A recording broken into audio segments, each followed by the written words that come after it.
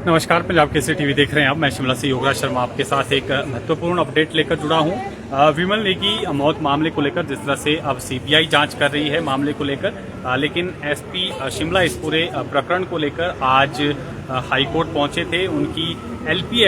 जो याचिका थी उस पर आज डबल बेंच में सुनवाई हुई और डबल बेंच में कुछ राहत जो है यहाँ पर एसपी शिमला को मिली है, जिसमें हाईकोर्ट ने कहा है कि आपकी पर्सनल इंटीग्रिटी और ईमानदारी पर जो है वो कोर्ट को कोई शक नहीं है और उनकी जो एलपीए है वो उसको एक्सेप्ट किया है, पार्शली एक्सेप्ट किया है और मामले की फिलहाल अब 14 जुलाई को सुनवाई होगी। लेकिन इसमें महत्वपूर्ण ये है कि जो जांच है वो फिलहाल जो है वो अब सीबीआई के पास ही रहेगी। डबल बेंच ने भी साफ तौर पर ये कहा है कि जांच जो है अब सीबीआई ही इस पूरे मामले को लेकर करेगी और एसपी शिमला को इसमें हल्की सी राहत है कि आपकी पर्सनल इंटीग्रिटी पर जो है वो कोर्ट कोई टिप्पणी नहीं करेगा, ना ही कोर्ट ने इसको लेकर जो है कोई टिप्पणी की है। इसमें उनको थोड़ा सा ये राहत दी है, लेकिन साफ तौर पर कोर्ट ने ये भी कहा है कि अब इस मामले की सुनवाई जो है वो सीबीआई ही करेगी और ना जो है सीबीआई जो है इस पूरे प्रकरण को लेकर छानबीन करेगी। आप भी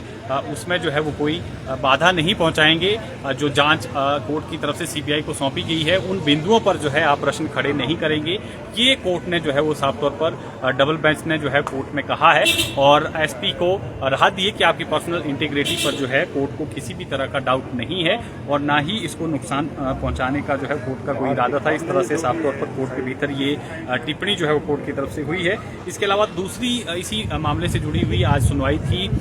हरिकेश मीणा, जो कि एमडी थे एचपीपीसीएल के, जिनको फिलहाल जो है जमानत याचिका पर उनकी आज हाईकोर्ट में सुनवाई हुई और इस दौरान जो है सीबीआई भी जो है हाईकोर्ट पहुंची थी और सीबीआई ने हाईकोर्ट में साफ तौर पर ये कहा है कि इस मामले में जो है हरिकेश मीणा से पूछताछ होनी है। ऐसे में उनकी जमानत जो है वो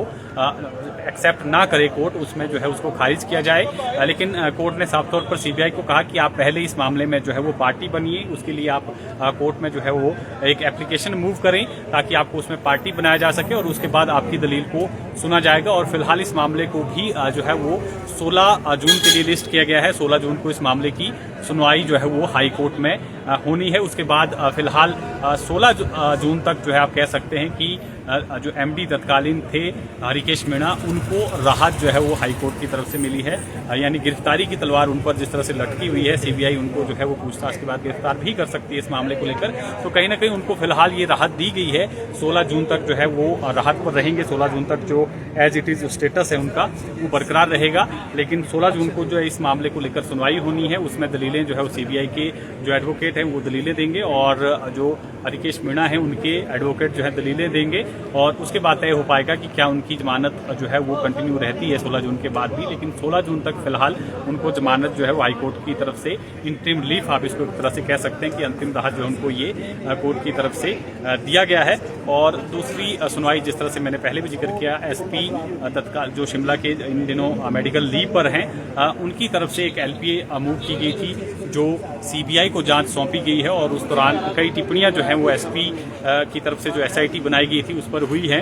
तो उसको लेकर उन्होंने जो है वो डबल बेंच में एलपीए दायर की थी, जिसको लेकर सुनवाई हुई और सुनवाई में जो है डबल बेंच ने फिलहाल जांच जो है वो सीबीआई के पास ही रखने का जो है यहाँ पर निर्णय लिया है और उनकी एलपीए को भी एक्सेप्ट किया है और साफ तौर पर यह भी कहा है कि जांच फिलहाल सीबीआई ही करेगी। लेकिन आपकी तरफ से जो दलीलें दी जा रही थी व्यक्तिगत और उनकी जो पर्सनल इंटीग्रिटी पर जिस तरह से प्रश्न उठ रहे थे, उसको जो है साफ तौर पर कोर्ट ने भी एक्सेप्ट किया है कि आपकी पर्सनल इंटीग्रिटी पर जो है वो कोर्ट भी सवाल खड़े नहीं कर रहा है। लेकिन मामला फिलहाल सीबीआई के पास ही रहेगा और 14 जुलाई को जो है इस मामले में जो है वो आगामी सुनवाई होगी। और साफ तौर पर कोर्ट ने ये भी कहा है कि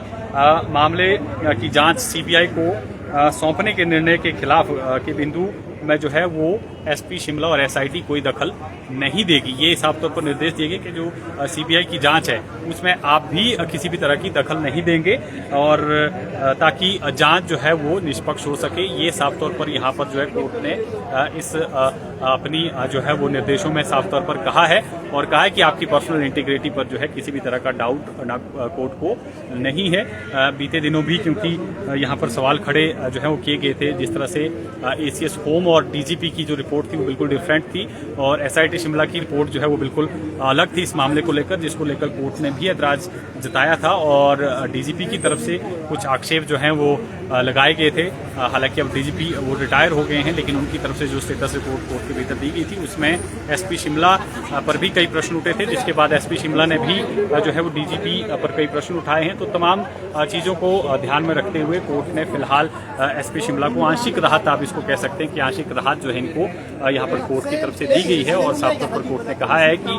उन बिंदुओं को हम भी एक्सेप्ट करते हैं, मानते हैं जिसमें आपकी पर्सनल इंटीग्रिटी पर अगर कोई किसी तरह का नुकसान हो रहा है वो हम उस चीज़ को एक्सेप्ट करते हैं। आपकी पर्सनल इंटीग्रिटी जो है किसी भी तरह से खराब नहीं होगी, ये जो है वो सुनिश्चित किया जाएगा। इसकी तरफ से कोर्ट ने जो है उनको ये आश्वासन दिया है और उनकी जो एलपी थी उसको एक्सेप्ट किया गया है और 14 जुलाई को इस मामले में जो है वो अगली सुनवाई होगी। जबकि दूसरी तरफ से हरिकेश मीणा, जिन पर जो है कहीं ना कहीं गिरफ्तारी की तलवार लटकी हुई है इस मामले को लेकर, उनकी जो जमानत है वो फिलहाल 16 जून तक एक तरह से आप कह सकते हैं कि बढ़ाई गई है 16 जून को, क्योंकि अगली सुनवाई जो है इसमें होनी है और 16 जून को तय होगा कि क्या उनकी जमानत आगे बढ़ेगी या उनकी जमानत याचिका जो है वो फिलहाल खारिज हो जाती है। तो फिलहाल के लिए इतना ही। आप बने रहें पंजाब केसरी हिमाचल के साथ।